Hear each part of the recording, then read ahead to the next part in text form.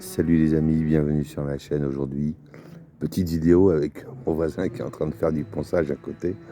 Et il est sympa mon voisin, donc il a le droit de faire son ponçage. Non, aujourd'hui on va parler d'un truc tout simple. C'est de reconnaître le bon signal pour savoir quand est-ce qu'il faut acheter de l'or. En fait, tout le monde regarde le prix. Mais en fait, le prix de l'or, le prix de la pièce, le prix du Napoléon, je dis toujours, vous devez prendre une pièce de référence. Alors pour moi, naturellement, c'est la 20 francs. 20 francs or, hein. Et je regarde tout le temps le prix de la pièce, alors pas en termes de combien elle coûte en euros, non. Je regarde la pièce en termes de prime. Parce que la prime, en fait, c'est l'indicateur que vous devez tous suivre. Je me souviendrai toujours d'un auditeur qui avait passé une commande de 50 Napoléons sur un site et la prime, elle est passée de 2,5 à 3,5. Simplement parce qu'il avait passé commande de 50 Napoléons. Et en fait, c'est ça que ça veut dire. Vous voyez, quand vous passez commande sur un site, bien sûr, auprès d'un magasin, regardez, calculez toujours vous-même la prime. Hier, j'ai fait une vidéo sur le fait qu'il y avait des primes, des pièces avec des primes à 1%. Et ça, en fait, c'est un signal extrêmement important. Pourquoi ? Parce qu'en fait, dans des conditions de marché normal, une prime sur la 20 francs, c'est à peu près entre 2,5 et 3%. 2,5, 3,5%. Voilà ce que c'est la prime.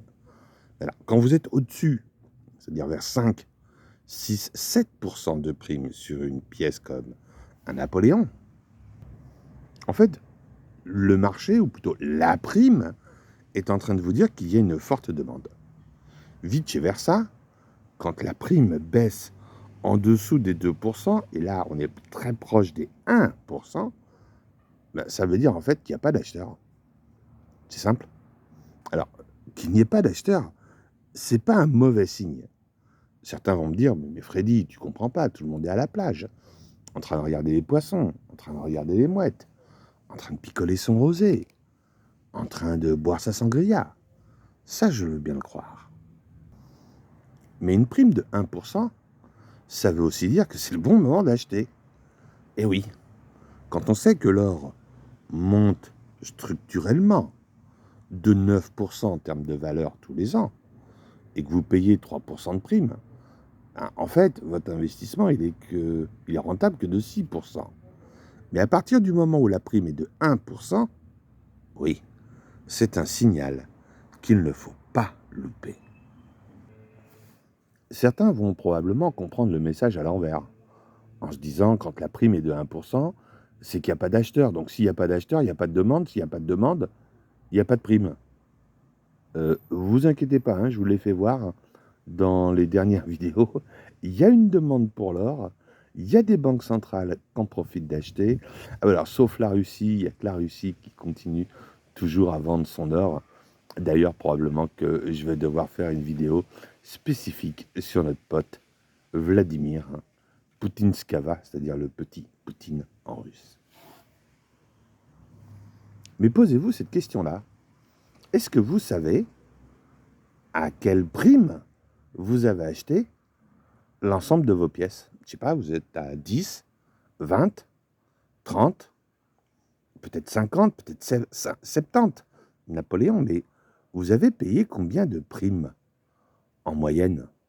Alors moi, je le sais, j'ai payé à peu près entre 2 et demi à 3,5% de primes. Et alors, je faisais ma DCA tranquille, tous les mois, concentré sur le club des 150 Napoléons, parce que je vous l'ai dit toujours, le club des 150 Napoléons, c'est quelque chose de très important. Si vous n'avez pas vu la vidéo du club des 150 Napoléons, je vous conseille très fortement de la regarder. En effet, pendant que tout le monde est à la plage, en train de se faire griller, comme des crevettes, au soleil, eh bien, très peu de magasins font du chiffre d'affaires. Alors, vous voyez partout des promos sur de l'immobilier, sur de l'électroménager. En fait, le message qu'on vous dit, c'est comme il n'y a pas de vente, eh bien, on baisse la prime. Et c'est pour ça qu'une prime, à 1%, c'est extrêmement intéressant. C'est aussi le moment où on est avec pas trop d'argent. Bah oui, parce qu'on est à la plage, on se fait plaisir, on va au resto, on dépense du fric. Et c'est pour ça que les magasins sont obligés de baisser la prime pour pouvoir continuer à faire des ventes. La prime de 1%, c'est un signal fort. Un signal fort qu'il ne faut pas louper. Alors, je vais le dire clairement, si vous avez encore un petit peu de sous à la fin du mois, si vous n'avez pas fait les cigales, évitez peut-être un ou deux restaurants pour vous acheter un Napoléon de plus. Allez-y les amis, ne vous inquiétez pas. On est dans une période où le cours est en fait toujours sur un plateau, maintenant sur un plateau montant, mais avec une prime de 1%, eh bien en fait, c'est une bonne affaire. En effet, rien n'a changé. J'écoutais à l'instant notre ami Peter Schiff qui nous disait, écoutez ça, que le déficit du gouvernement américain pour le mois de juillet, uniquement pour le mois de juillet, c'est 490 milliards de dollars. Alors, vous avez déjà compris que le déficit du gouvernement américain, c'est parti, ça va être un record cette année. On va voir le US Debt Clock complètement exploser. Rien fondamentalement n'a changé. On continue à faire de la planche à billets, on continue à faire des dettes. Oui, 1%, c'est le bon moment. Prenez bien soin de vous. Demain, je vous fais une vidéo spéciale retraite.